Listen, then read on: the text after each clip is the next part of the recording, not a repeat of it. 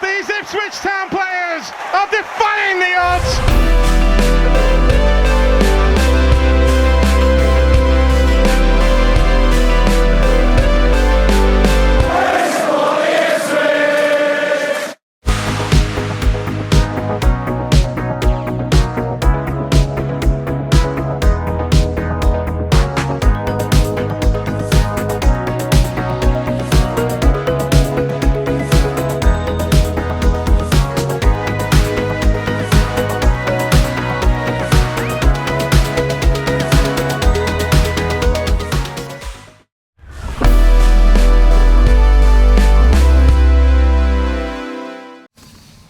Hello and welcome back to another TWTV where you join me, Jim Cooper, outside of freezing Portman Road. I'm joined by TWTV staff writer Kallum Brisset. Hello, Kallum.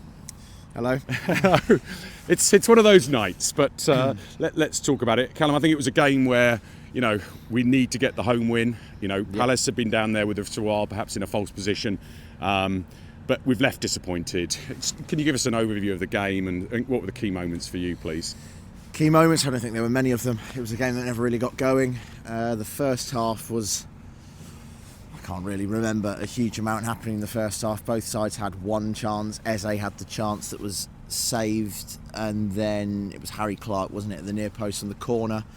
But other than that, it was the first half that kind of failed to get going. And then the second half was very similar. In the end, it's one goal that's separated it, a bit like it was on Saturday with Nottingham Forest game.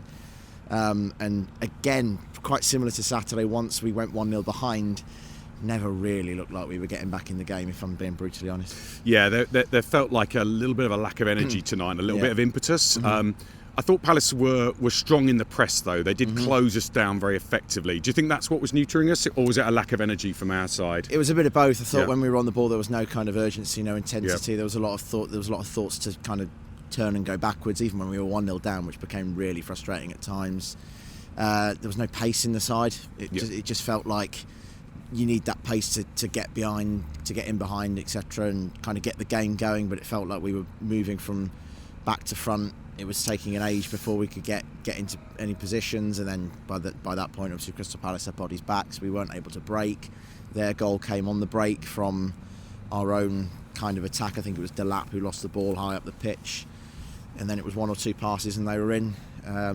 Jacob Greaves didn't cover himself in a lot of glory with the getting out-muscled, ended up on the floor from Mateta, who slotted home. Yeah, it was actually a quite nice lifted finish over him in the end, wasn't it? The finish was all right. And I don't think Muric could have done much about it. But yeah, I think a few Ipswich players were motioning at Delap actually about, as you pointed out, the fact they'd lost the ball up the pitch a little bit. So a bit of a, as you rightly, we didn't really have the pace to break the line. You know, this football cliche, breaking the lines, is important. Today there was just no room between them. They did close down that space quite a lot.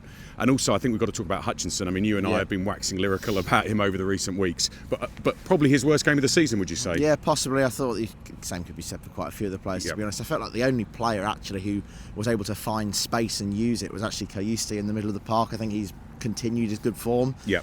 Other than that, I don't really see anyone else in terms of standouts, in terms of a positive sense. Yeah. I know we'll touch on the changes in terms of the changes to the side. We touched on Jacob Greaves, who possibly had his worst game in a town show. Obviously, he's coming back after, I think it was 6 games out. Jack Clark came in, failed really to get going. A couple of nice touches, but again, just when you need him to kind of beat the man, it was never really there. Yeah, it was. There were nice runs from him, and he beat multiple people. It also felt like that some of the players weren't on the same wavelength. It felt like there were passes that were going into space that weren't being read. I think it looked a little. Well, let's go through the changes to the team in a bit more structure, and then we'll go through some of those individuals again, like Jack Clark. Just take us through the changes from the last game, please. Yeah, so as I say, Greaves came in, Jack Clark came in on the left, and then the other two were kind of on the right-hand side. Amari moved back into the middle. Wes Burns came in that position, and then Harry Clark came in for poor old Axel, who's obviously got now a long-term injury, so we won't be seeing him for a while. So Harry Clark came in at right back, and that right-hand side it's a weak link. We talked about this just when we spoke briefly before the game, didn't we? It's Axel is a massive loss to us. Huge loss. In this league, there seems to be just a lot of strength on the left.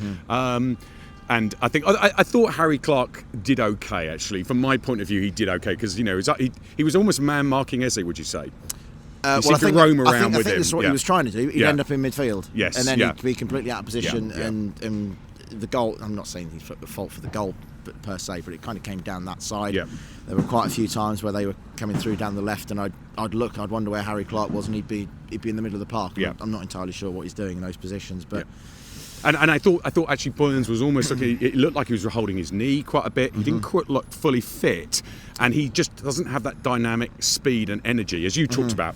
Yeah. We turn, and that's what he kind of is known to bring to the side. Absolutely. If you have Amari out there, he doesn't kind of bring that raw pace, but he brings that kind of that neat touch. Can maybe beat a man not through pace but through a bit of skill. Whereas Wes Burns is pure pace, and he doesn't seem to have the pace this season in this division. Yeah, so because it feels like if he's not using that yeah.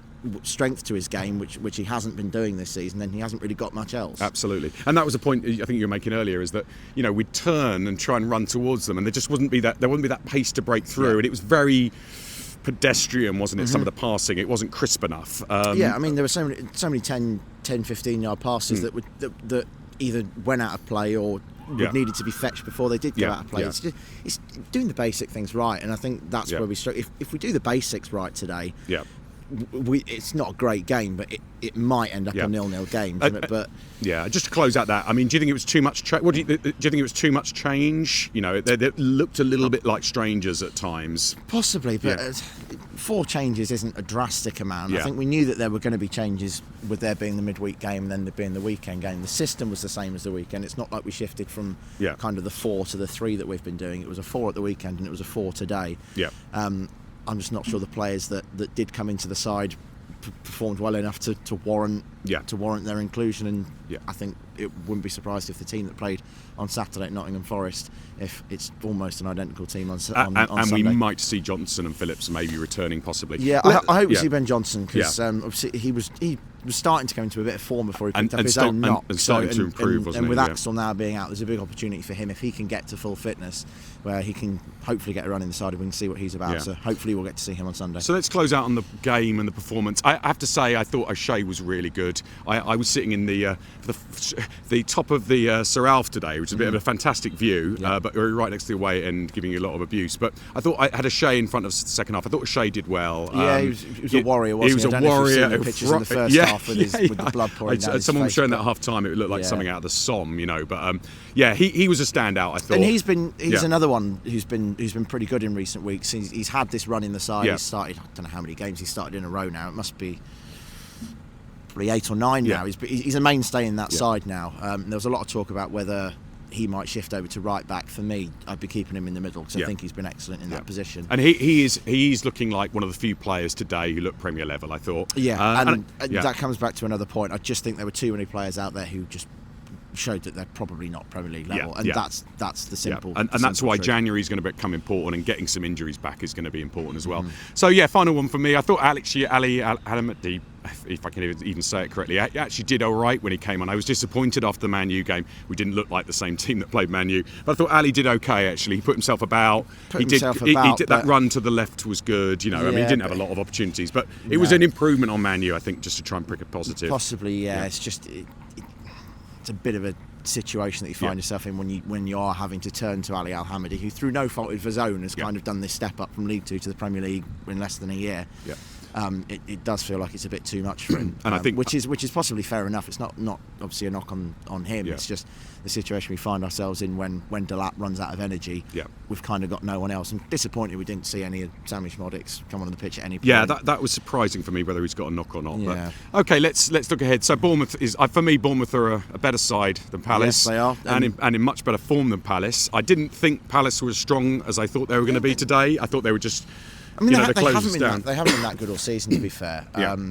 They don't concede many chances. They just don't score many goals. And they were kind of what I expected in that sense tonight. But once they went in front, They look pretty. I didn't see a route back. No, so exactly, and that's especially away from home for them. That's a sign of a coach who's got them at least organised when they go in winning positions. So let's look ahead to Bournemouth. I think McKenna's going to really have to lift the team. He's going to have to think about which players are going to be right for Bournemouth, and we're going to need the crowd to fire up. The atmosphere was a little bit flat tonight. I think they were feeling the gap a little bit and feeling that lack of pace. There was a lack of pace and energy, and we weren't carving out chances, and the crowd didn't go with it. So, okay, we'll move on to a view from the press box and speaking to Phil about what's been discussed at the press conferences. But thanks, Kallum.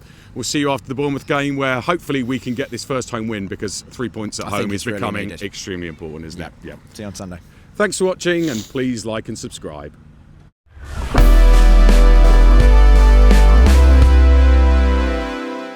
Welcome back to TWTV, where you join us outside an even colder Portman Road than earlier with Kallum, and I'm joined by TWTV staff writer Phil Ham to give us a video verdict view from the press box. Phil, what was we've obviously gone through the game in some detail, but what was your sort of overview of the game? What have you put in the match report, please? Well, I didn't think there was an awful lot in the first half.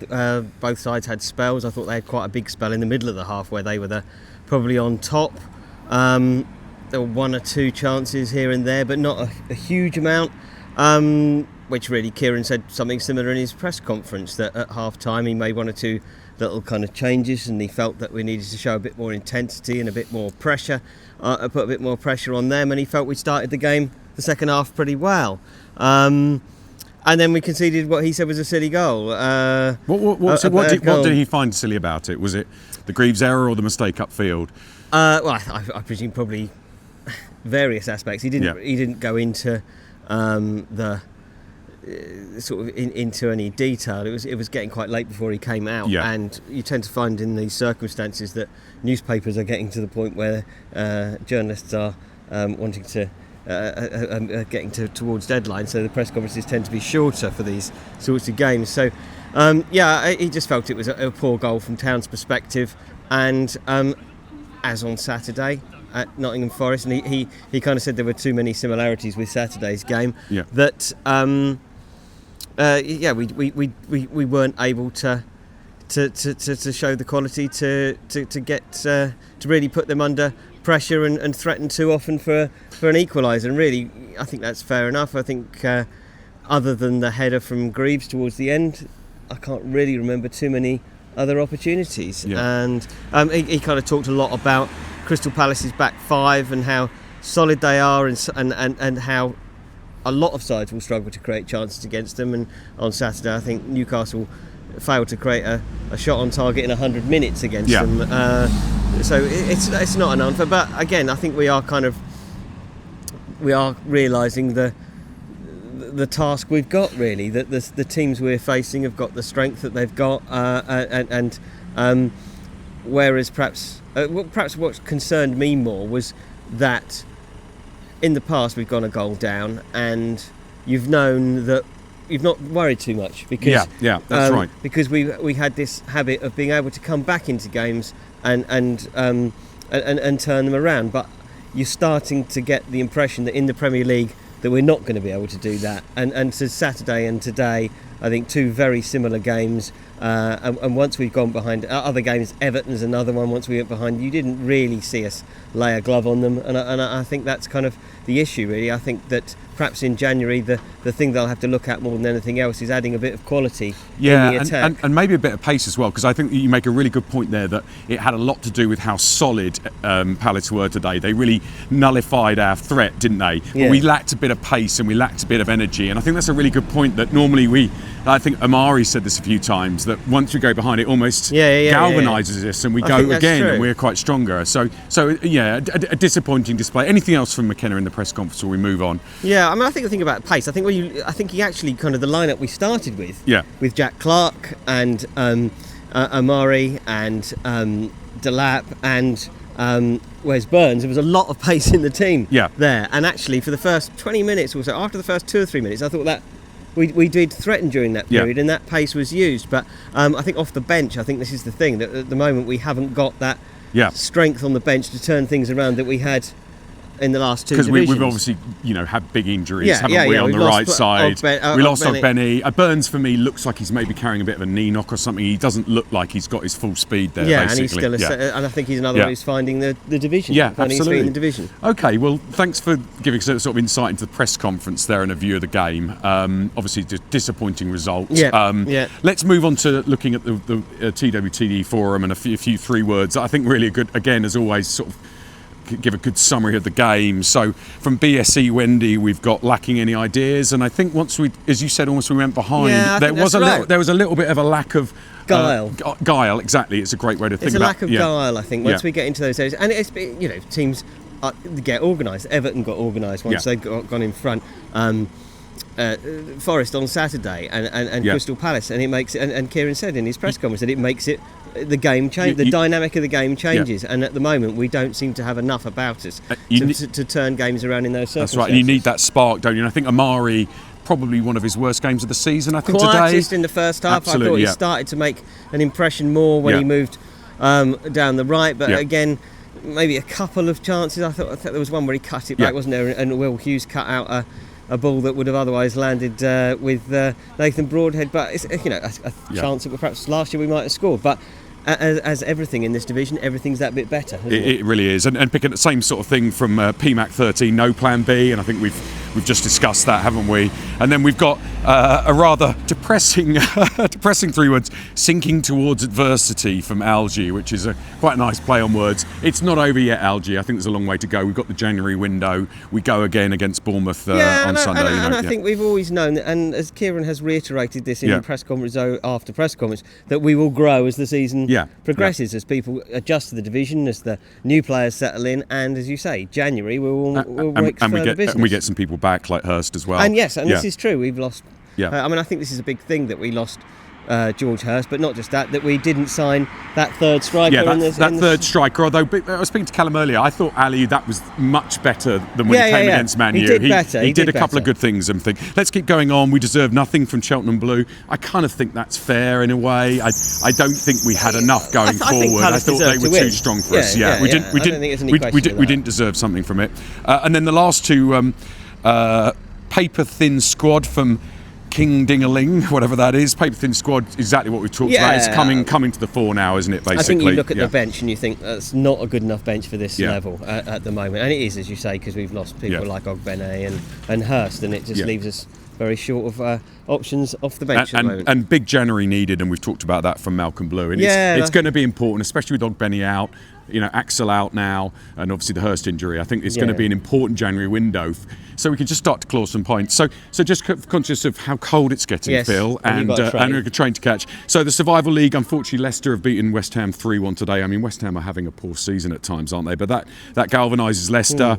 Everton play Wolves tomorrow, and Saints play Chelsea at home tomorrow. So we've dropped down into 19th. We've played 14 and we've got 9 points. So we're getting away from a point a game that we need, and we look ahead to Bournemouth on Sunday, which I think will be a tough one. They're a very good side, Bournemouth, with a lot of attacking threat. I really hope McKenna can galvanise it. What do you think about Bournemouth?